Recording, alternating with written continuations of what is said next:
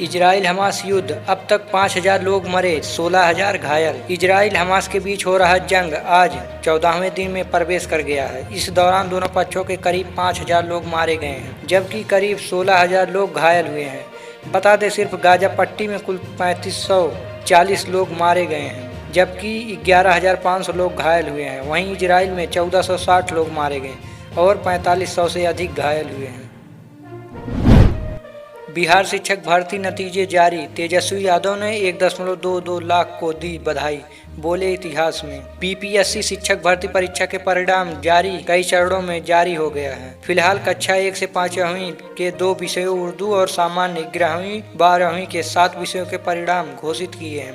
इन पदों पर कुल 1,22,324 उम्मीदवार सफल हुए हैं।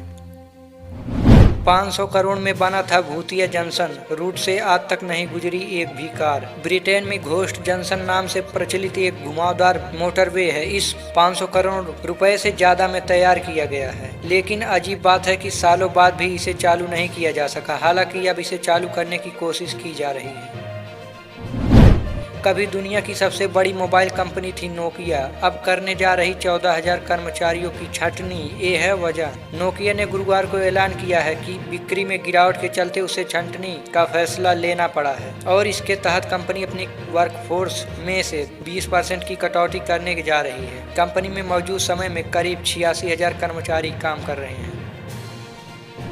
भारत में जल्द दिखेगा ये चंद्र ग्रहण, जाने ग्रहण काल और सूतक काल की टाइमिंग। साल 2023 का आखिरी चंद्र ग्रहण 28-29 अक्टूबर को शरद पूर्णिमा की रात लगेगा। 28 अक्टूबर की रात लगने वाले ये चंद्र ग्रहण भारत में भी दिखाई पड़ेगा। भारतीय समय अनुसार 28 अक्टूबर का चंद्र ग्रहण भारत में रात 11:30 बजे से आरंभ हो जाएगा और रात्रि 2:24 पर खत्म होगा। जातिगत जनगणना का मुद्दा संसद में उठाने की बात क्यों करने लगी अनुप्रिया पटेल। केंद्रीय मंत्री अनुप्रिया पटेल ने कहा कि अपना दल जातिगत जनगणना की पक्षधर है, हम ये मुद्दा संसद में उठाएंगे। अनुप्रिया सरकार में भागीदार हैं, फिर जातिगत जनगणना का मुद्दा संसद में उठाने की बात क्यों करने लगी। कोहली की जानी दुश्मन है बांग्लादेश टीम, मैदान कोई भी हो जमकर करते हैं धुलाई। वनडे वर्ल्ड कप 2023 में भारतीय टीम आज जीत का चौका लगाने के लिए पुणे के दौरान में उतरेगी। टीम का मुकाबला बांग्लादेश से होगा। यह मैच दोपहर 2 बजे से शुरू होगा। इस मैदान पर विराट कोहली का वनडे में शानदार रिकॉर्ड है, साथ ही बांग्लादेश के खिलाफ भी कोहली का वनडे रिकॉर्ड धांसू है। लड़ाई गाजा की और भारत में सियासी बवाल, पावर के बयान पर भूचाल, फडणवीस और हिमांत ने कही ये बात। इजराइल और हमास की जंग के बीच इस मुद्दे पर महाराष्ट्र में सियासी हलचल बढ़ गई है। जंग के बीच एनसीपी चीफ शरद पवार खुलकर फिलिस्तीनी के समर्थन में उतर आए हैं, तो वहीं दूसरी तरफ देवेंद्र फडणवीस और हिमंता बिस्वा शर्मा ने पवार पर निशाना साधा है। दिल्ली में आसमान साफ, इन राज्यों में बरसेंगे बादल, जाने देश भर के मौसम का हाल। उत्तर भारत के राज्यों में आज मौसम शुष्क रहेगा। इसी के साथ नई दिल्ली में आज 19 अक्टूबर को मौसम साफ रहेगा और कुछ राज्यों में बारिश की गतिविधियां देखने को मिलेंगी।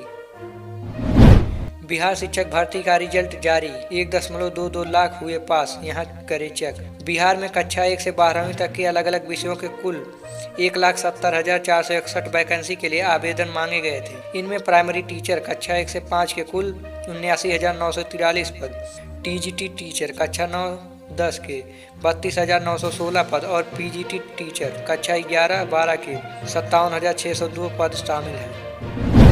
चुनाव को हल्के में नहीं ले सीएम शिवराज की पत्नी ने संभाली बुधनी में प्रचार की कमान।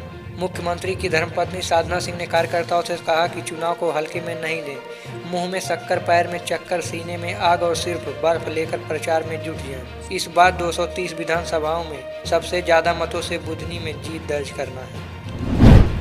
अब विदेश में रहने वाले लोग भी राम मंदिर निर्माण के लिए दे सकेंगे चंदा, एफसीआरए मंजूरी। श्री राम जन्मभूमि तीर्थ क्षेत्र के महासचिव चंपत राय ने बताया कि अयोध्या में बनने वाले राम मंदिर निर्माण के लिए अब विदेशी स्रोतों से मिलने वाला चंदा प्राप्त हो सकेगा। केंद्रीय गृह मंत्रालय ने राम मंदिर के निर्माण के लिए विदेशी स्रोतों से चंदा प्राप्त करने की अनुमति दे दी है। राजा भैया के गढ़कुंडा में सीबीआई की दस्तक, जियाउल हक हत्याकांड में जांच शुरू। सीबीआई की टीम देर रात कुंडा के बलीपुर गांव पहुंची। सुप्रीम कोर्ट के आदेश पर सीबीआई ने दोबारा जांच शुरू की है। जियाउल हक की पत्नी परवीन आजाद की अर्जी पर सुप्रीम कोर्ट ने कुंडा विधायक राजा भैया और उनके साथियों को क्लीन चिट दिए जाने पर सीबीआई को दोबारा जांच करने का आदेश दिया था। कांग्रेस ने हमास की निंदा नहीं की क्योंकि असम के मुख्यमंत्री ने राहुल गांधी को घेरा।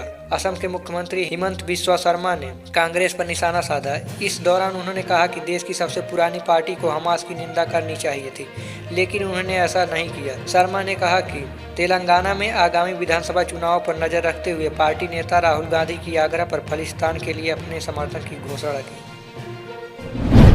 वर्ल्ड कप 2023 में क्या है टीम इंडिया की सफलता का मंत्र? हार्दिक पांड्या ने कर दिया खुलासा। भारतीय टीम ने मौजूदा वर्ल्ड कप में अब तक शानदार प्रदर्शन करते हुए अपने तीनों मैच जीत लिए हैं। भारत ने 5 बार की world cup champion Australia, Afghanistan और चिर प्रतिद्वंदी पाकिस्तान को मात दी है। भारत के स्टार ऑलराउंडर हार्दिक पांड्या ने बताया कि इस वर्ल्ड कप में उनकी टीम की सफलता का मंत्र क्या है।